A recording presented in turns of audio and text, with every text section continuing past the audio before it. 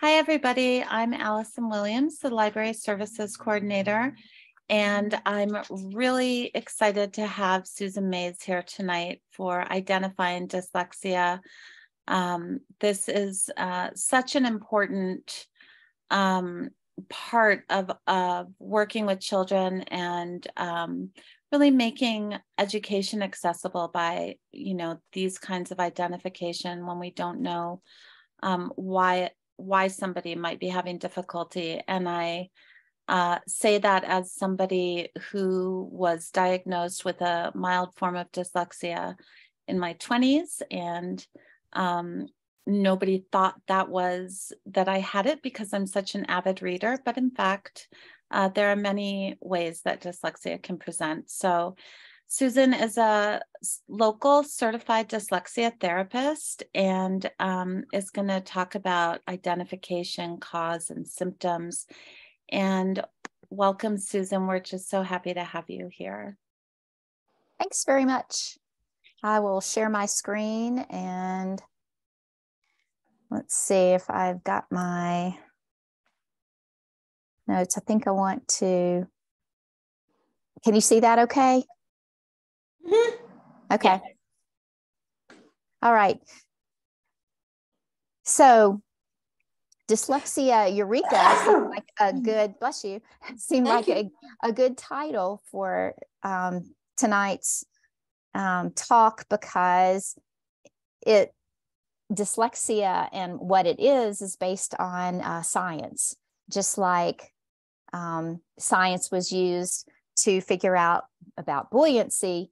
We know from reading science what dyslexia is and how to treat it, and also just specifically where what's going on in the brain.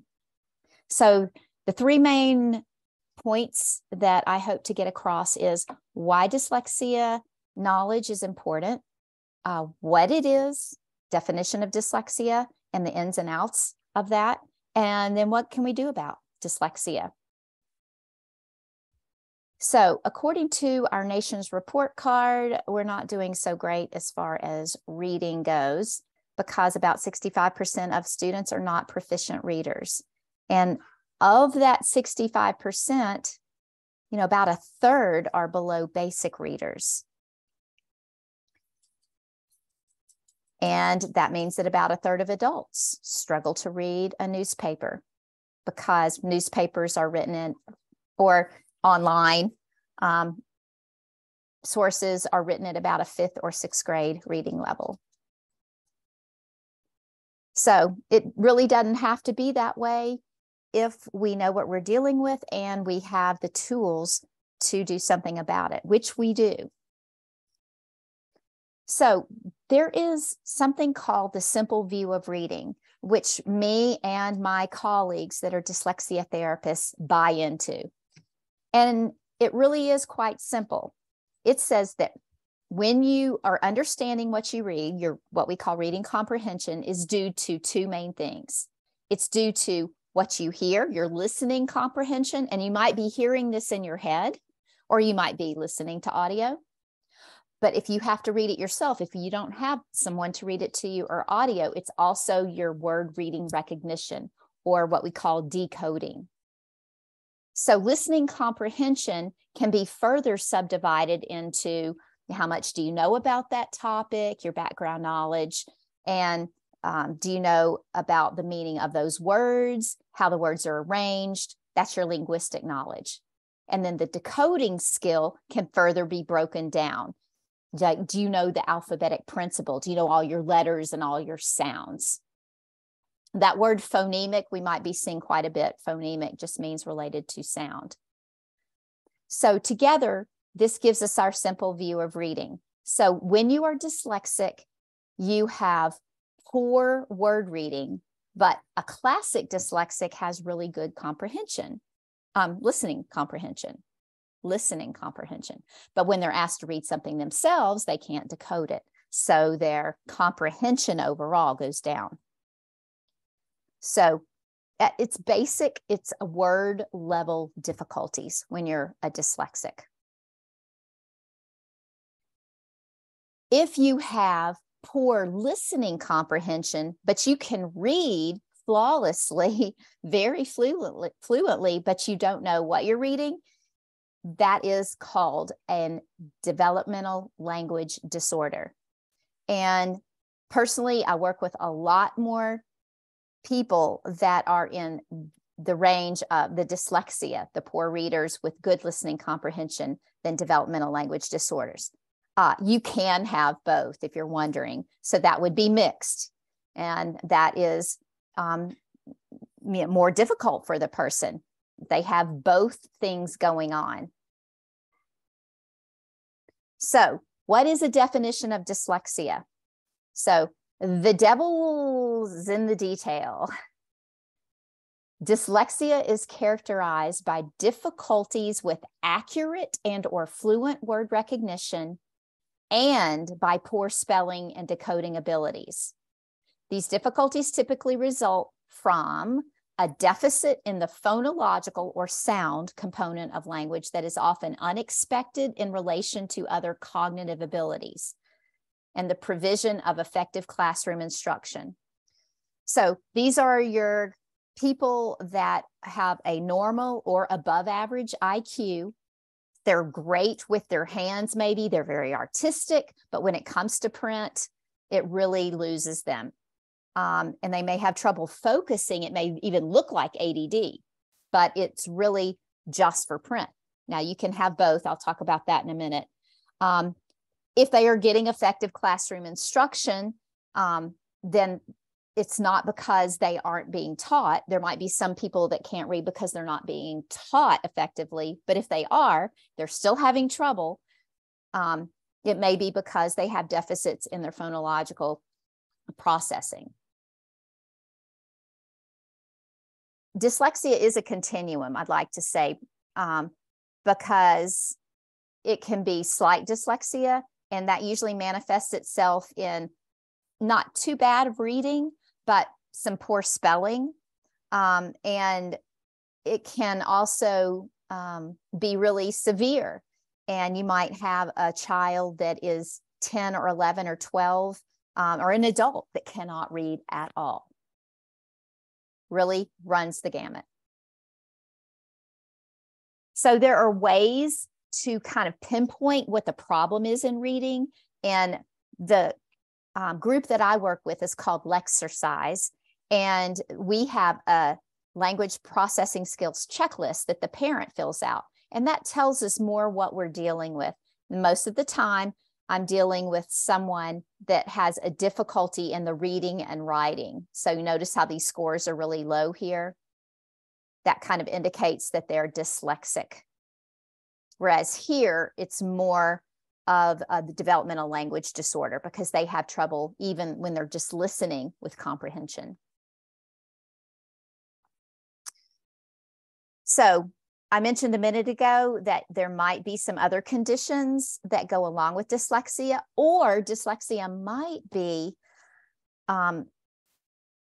called ADHD. When the person doesn't have ADHD, it just affects their reading and writing, but that's a huge part of school. So if they have trouble focusing at school, it could be ADHD for sure, but it could be dyslexia. Another thing that goes with dyslexia, they're called comorbidity, beside ADHD, is speech sound disorders. Sometimes these kiddos get tagged when they're 3 years old or 4 years old, and they qualify for speech services. Sometimes that ends up going away. They work through it. They do not have dyslexia, but many times if they have speech sound disorders, they might also be dyslexic when they get to the reading part of their instruction, like kindergarten, first grade. So the thing about dyslexia is it can be linked to other mental health issues. This diagram was done by the founder of Lexercise named Sandy Berry Blackley. She calls it the vortex of dyslexia. If you can look carefully, I might be able to, no, I can't enlarge it. If you're asked to read aloud and it's going to be embarrassing for you because you can't read aloud, how are you going to feel? You're going to feel very anxious. You might be stressed for that whole morning because you know that you're going to have to read aloud. So it just can spiral and spiral until you reach, hopelessness. And it really does not have to be that way with the proper instruction. Most everyone can learn to read. It is genetic.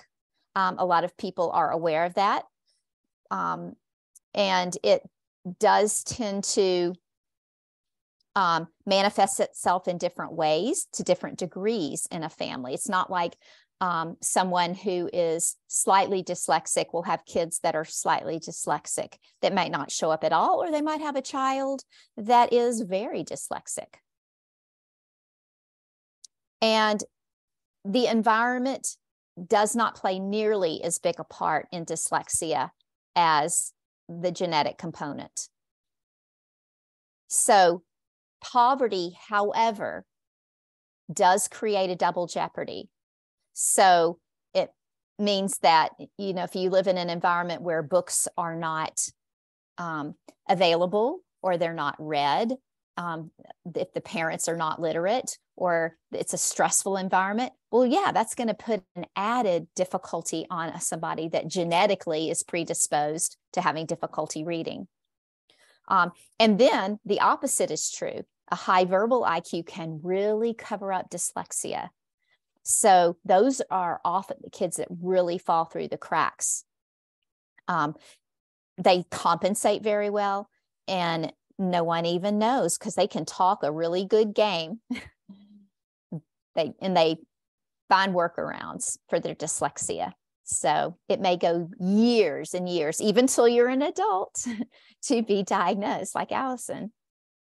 When you look at the brain, it's that genetically someone that is dyslexic is using a different part of their brain. They're not employing so much of the rear part of their brain. So this is the front on the left to get oriented, and this is the rear part of the brain. So you see that someone that is non-dyslexic is employing regions in more of the rear part of their brain, whereas a dyslexic overly depends on their frontal lobe. And there have been studies done with children that have had structured literacy therapy, and it shows that more of the rear part of their brain is being activated. So we know that if early enough, when the brain is more plastic, you can kind of rewire the brain. You can strengthen certain neural networks. You're never going to totally cure dyslexia because that is the way the brain is hardwired. But you can strengthen some neural networks that will help a person to read better. And all of these areas work in synergy with each other. So it's always important when doing remediation to work on the motor areas and writing, not just reading. So all of these areas are important to work on, and they do all work together. To just look at one thing that I work on with my students, and one part of reading writing connection is the motor plans for writing. The letters B and D are often reversed. And a B has a different pathway. Notice it starts from the top and you go down, and then you bump back up and come around and finish. Whereas a D, you start down right here, and we use our left hand. So if you hold up your left hand, if you're right-handed, you would hold up your left hand, turn it so you can look at it, take your finger, your pointer finger, that's like your writing instrument, and mimic what you're seeing in front of you. So I'm holding up my left hand because it looks like the right hand for the mirror image, but you're going to be using your left hand. And you're going to be writing a D in a very different stroke that starts right here and comes around like the letter C, comes up to the ascender area and back down and finishes right here. Very different than a B that starts here and goes around. So if you can get the different pathways in the brain separated from each other, you are more likely to not reverse B and D than if you wrote B and D with the same initial stroke. So that will help a dyslexic differentiate between B and D. If they know, oh, B always starts from the top, D always starts down. That's one way they can prevent writing the B and D backwards. And then I have other little tricks of the trade for reading B's and D's. Like you can hold your hands up like that. So take your hands, look at the back of your hands. Everybody do this. And then take your thumb and forefinger and go like that. And look and see what you've made. You've made a B in your left hand and a D in your right hand, lowercase, like this, in alphabetical order. A, B, C, D. So that's a little trick of the trade for if they're reading and they get B's and D's mixed up. I will ask them to do the BD hand trick and they'll go, and then they'll hold it up to, or put it down on the piece of paper and they'll compare what they're seeing and they'll go, oh, that's, you know, Bill, not Dill.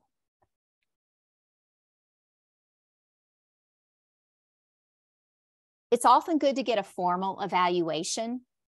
And if someone is being formally evaluated, it takes around 2 hours.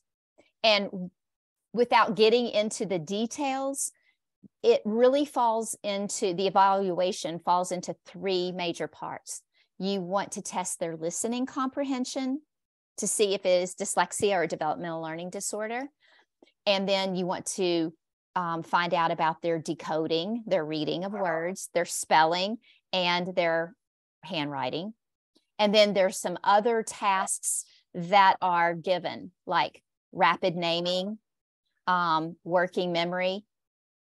And then some other things are also asked, usually other questions about their background. And Lexercise that I work with does do these formal evaluations. They do cost, though, and schools should do these, but I know all schools don't provide this formal evaluation, or sometimes it's called a psychoeducational evaluation. That's even some more involved than the formal evaluation that we do. And sometimes schools won't do it until a child is at a certain age, 3rd grade, typically. And then oftentimes they've lost 2 years, you know? So I wish those were free. They take a lot of time. You're given a 10 or 12 page report at the end of it. And that just takes a lot of time for people to do. So come to the third part of the talk, and that is treating dyslexia. What do you do? So we've identified that it's very important since so many people in our society and around the world, you know, about 15 to 20% is the last numbers I saw for how many people in the world are dyslexic. So it's not just English, of course, it's any language, but English is one of the more difficult, deep languages. So it's even harder when you're an English speaker than it might be if you spoke a Scandinavian language. It's a more shallow language that has less sound symbol relationships. So we know that it's fairly prevalent, you know, in our societies. And now we know what dyslexia is. It's a problem in the phonological processing. It's in the brain. It's not an eye problem. And I'd like to say that there are a lot of fads out there, and they come and go, like colored glasses or sheets. None of those methods has been scientifically proven to help a dyslexic. There's always the placebo effect, and we know that there's power in the placebo effect. That has been medically proven. So maybe for some folks, they think it's going to help and it helps, but there's no scientific evidence to say that some of those types of things actually work. So how do you treat it? Structured literacy work. So what is that? Well, structured literacy used to be called the Orton-Gillingham approach, and Orton and Gillingham were the founders of kind of the identification and the treatment of dyslexics back in the last century, in the early to mid 1900s. And now we call that structured literacy, but it's based on their research, and it is still the research-based approach. And it involves the methodology where you are doing the letters and the sounds. That's very important. And then you're looking at patterns in English, and you're really trying to make sense of the English language for your student. I can give you some examples of those if we have time at the end of the talk about what structured literacy involves. But at its root, you're talking about giving the letter C and saying K. But of course, there's another side of that for the more advanced kiddos. C can also say S.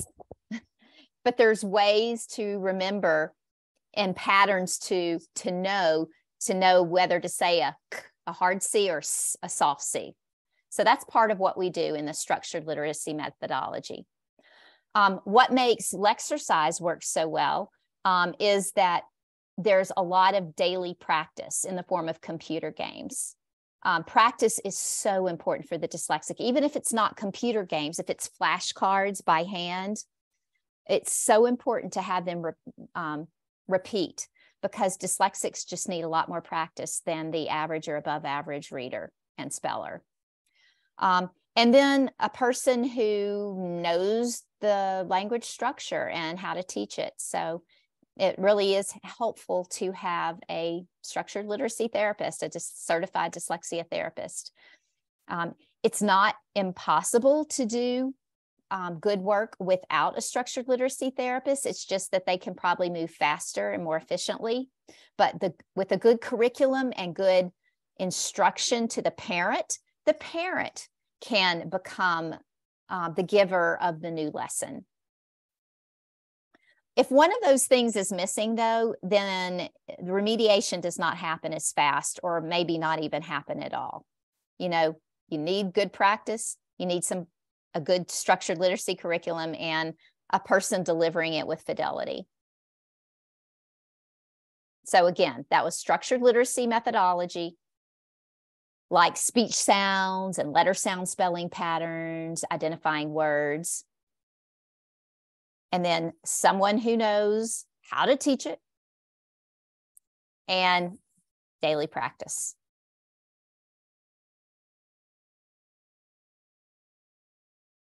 In the daily practice, it's important to not have the child practice too long.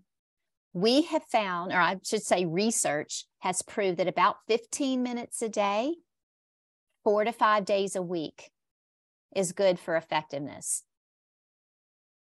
I'm able to do about one new lesson a week with a student. If you go, and that lesson duration should probably be about 45 minutes. It depends on the child, for sure.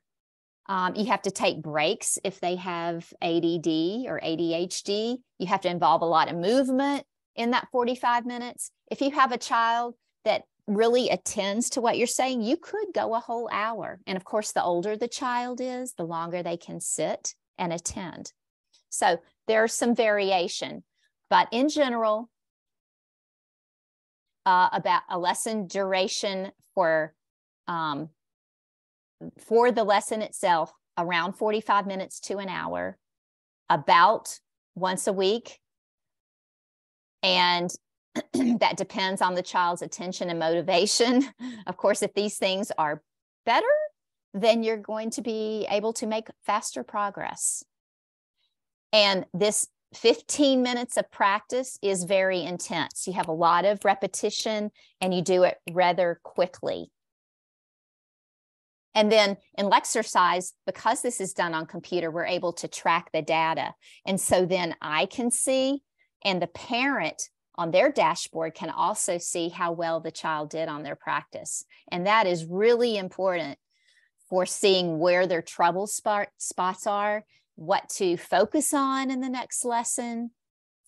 So we call that being diagnostic and prescriptive.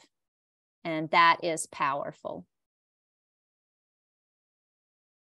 So that's why I'm a big believer in the Lexercise that I do with my young children.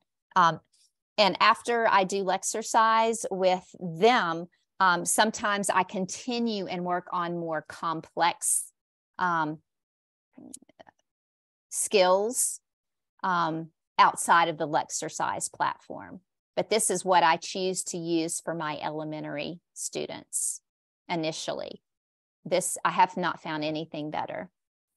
And I used to teach in a school for kids with language-based learning differences.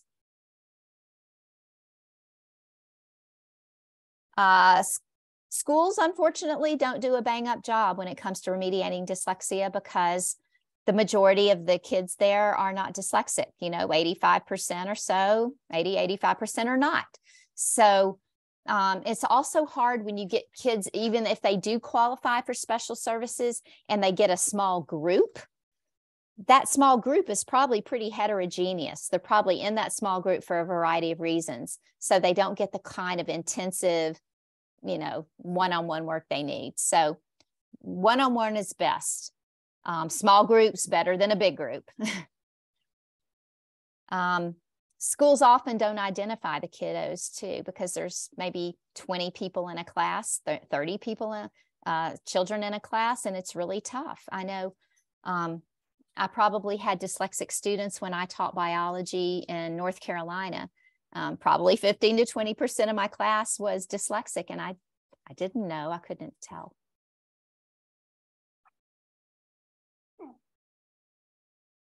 So I have left plenty of time for questions and discussion, and I will be glad to go back and slow down and go in depth on anything that you would like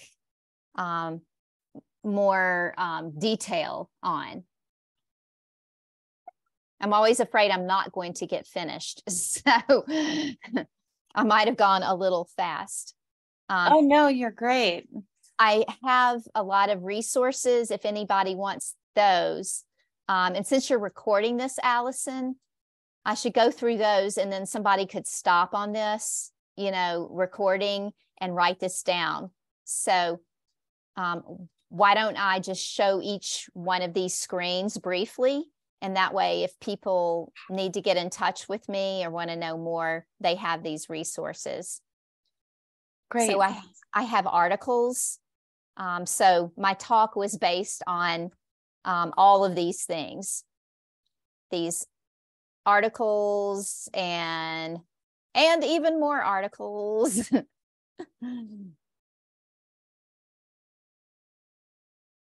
And there's the last one.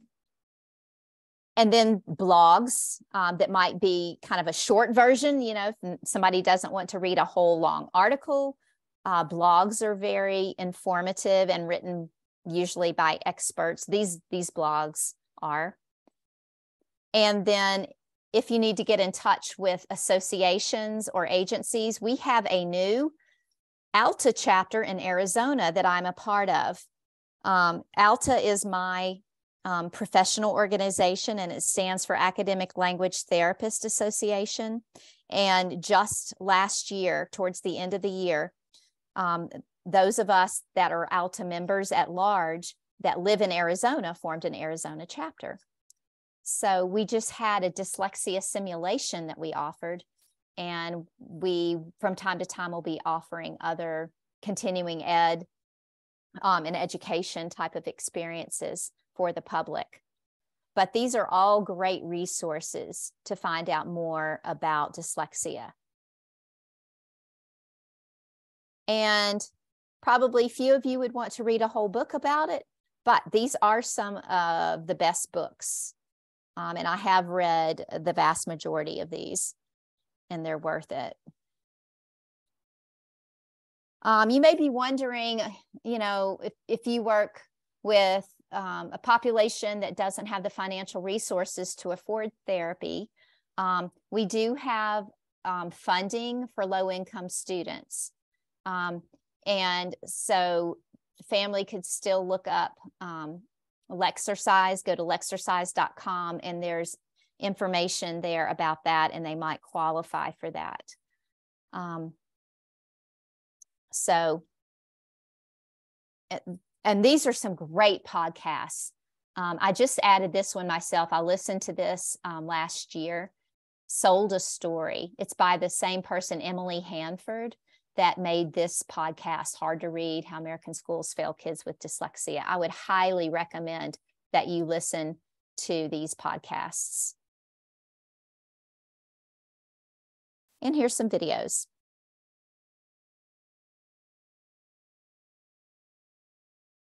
All right. So I'll stop sharing.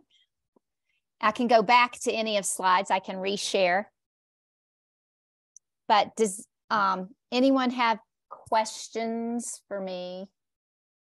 Well, thank you. First of all, thank you. That was just so comprehensive and informative. And I really appreciate your taking the time to put all of this together. And I think especially for a layperson or a parent to really have a better understanding, and then also for educators to know that these resources are available, especially in small and rural schools where we have less access to this kind of thing. If you guys would like to ask a question or make a comment, please feel free to unmute yourself. Joan, I will unmute you. There you go. Okay. Well, you did a good job there, Susan. I guess I thought, do the teachers, you know, who want to set up a Zoom, can they set up a Zoom situation for their student to be tested? I mean, I'm just asking in general, you know, I mean, or does it have to be in person? With Lexercise, it can be done over Zoom. Mm-hmm. So it could be Zoom if the person does that, has that capability. And those cost $945 at Lexercise. So the parents usually pay that, or if they have health insurance, that might pay for it and they might get reimbursed. But that's on the less expensive end. If one is done at a clinic or by somebody in the school district, that's great, because then they're getting a good value, you know. So I know that there is someone who goes around and tests in the schools. In the schools. I know her personally, Gabby. And I know that she goes to different schools and does testing of children that are recommended by their teachers. For dyslexia. Yeah.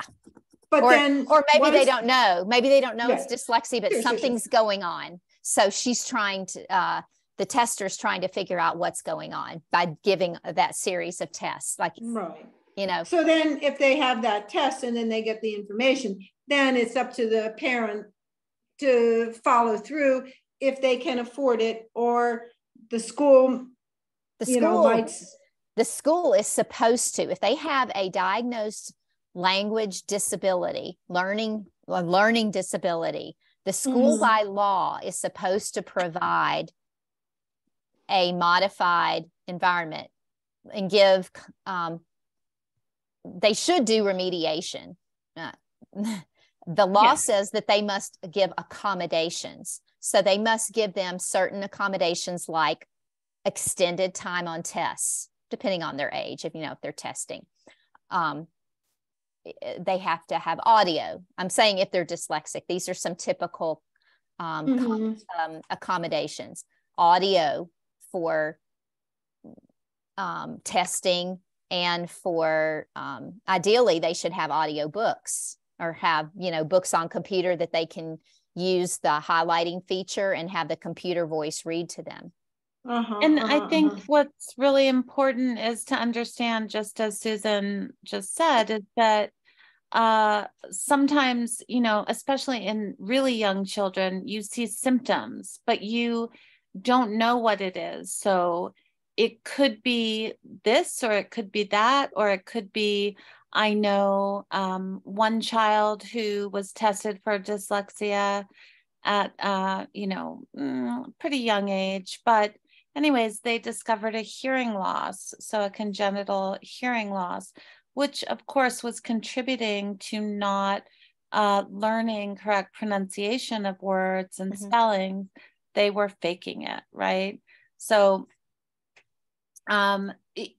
it's like giving a broader, or giving more information in order to pinpoint.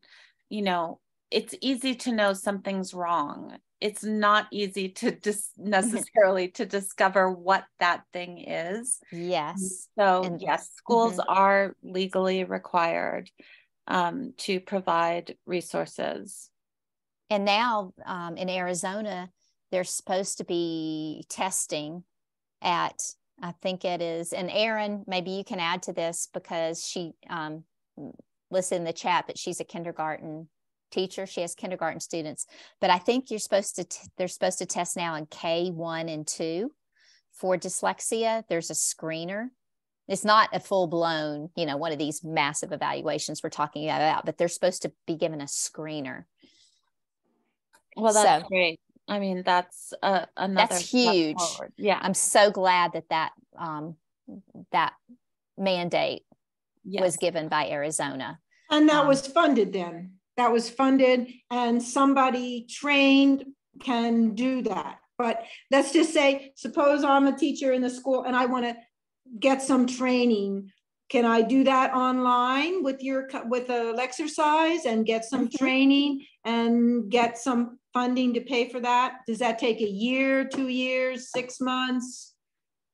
It usually takes, if you wanted to be a certified dyslexia therapist, it would probably take close to, be months or a year, on top of your, say you're already a certified teacher. So on top of that. But if you, and the way that we do the Lexercise Services Foundation, the free for needy students, that families that qualify, those are teachers in training. So they're getting 3 months of professional therapy by a teacher that is going for their dyslexia certification, or accruing their 100 hours of dyslexia intervention. So that's who is giving the instruction, but they've already gone through background training, and to lead up to that point, that's like the culminating activity, just like student teaching is for a teacher.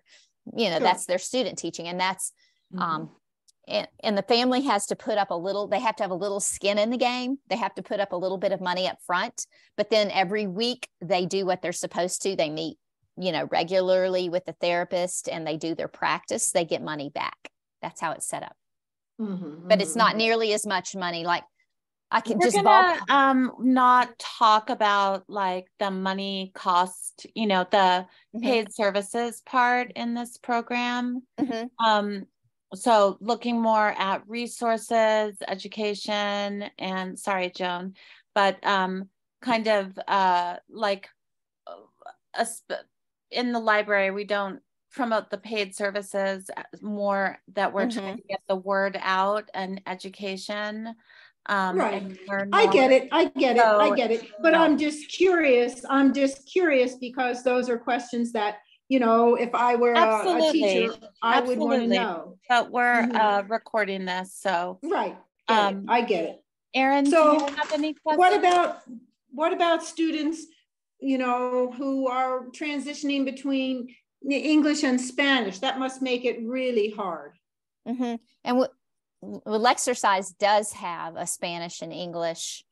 We have special parts of our lesson that can talk about Spanish and English similarities and differences. So yes, but that does make it a little bit more difficult when you're dealing with two languages. Of course, we know the advantages in the end of being bilingual or multilingual. That's definitely an advantage. But yeah, it is harder at the beginning. And if English is your second language, yes, it's harder. And we have quite a few students that fall into that category. And it's Spanish specifically. So let's just say I'm listening to a 16-month-old.